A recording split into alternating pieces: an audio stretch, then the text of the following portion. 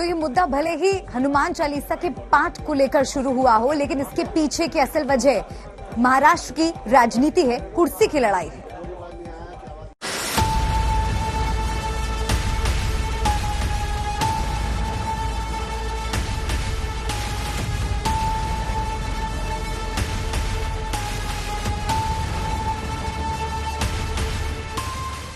मुद्दा भले ही हनुमान चालीसा के पाठ का हो, लेकिन इसके पीछे असल जंग महाराष्ट्र की राजनीति की है,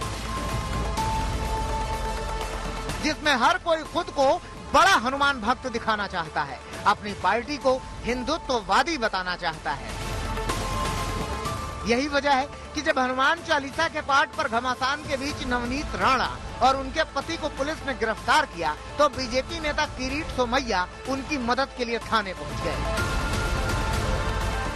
लेकिन यहाँ शिवसेना कार्यकर्ताओं ने उनका घेराव किया, गाड़ी पर पथराव किया। रात को 10:30 बजे स्टेट स्पॉन्सर्ड पुलिस की मदद से 70-80 शिवसेना के गुंडा ने मेरे पे हमला किया। वो पुलिस की मिलीभगत से हुआ। 70-80 लोग वहां इकट्ठे कैसे हुए? मुझे तो केंद्र सरकार ने Z कैटेगरी सिक्योरिटी दिए, कमांडो ने चिंता व्यक्त की, ये जानकारी है। 5 ऑफिसर ने कहा हम आपकी व्यवस्था कर रहे हैं, आप जाइए। दरवाजा खोल दिया, 70-80 लोगों ने हमला किया। पत्थर, कांच की बाटलियां, जूते, ऑल विजुअल्स आर अवेलेबल। लोगों से पैसा जमा किया INS विक्रांत के नाम पर, लोगों से पैसा जमा किया INS विक्रांत सेव के नाम पर, देश को गुमराह किया, जनता को गुमराह किया।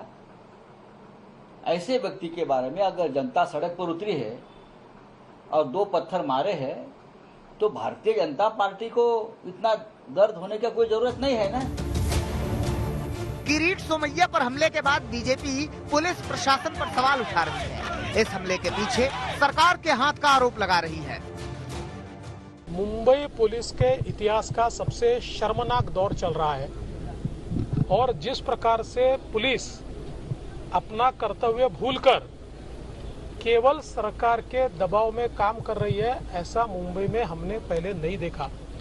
विशेष रूप से किरीट सोमैया जो Z प्रोटेक्टी है, बावजूद उसके पुलिस उनको एक प्रकार से गुंडों के हवाले कर देती है और पुलिस के सामने इतना बड़ा पत्थर फेंका जाता है, उनको जान से मारने का प्रयास किया जाता है।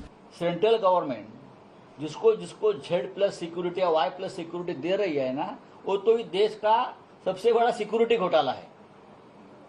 जैसे हाईकोर्ट में मैंने कहा ना दिलासा घोटाला चल रहा है, वैसे ये सेंट्रल गवर्नमेंट का पूरे देश में एक सिक्योरिटी घोटाला चल रहा है। जो भी व्यक्ति ममता बनर्जी के खिलाफ बात करेगा, वहां के सरकार के खिलाफ बात करेगा, महाराष्ट्र में उद्धव ठाकरे जी हो, शिवसेना हो, हम सब हो, हमारे खिलाफ कोई झूठी मूठी बातें करेगा, तो उनको तुरंत Z+ सिक्योरिटी, Y+ सिक्योरिटी देने का एक लगता है जार निकल दिया है।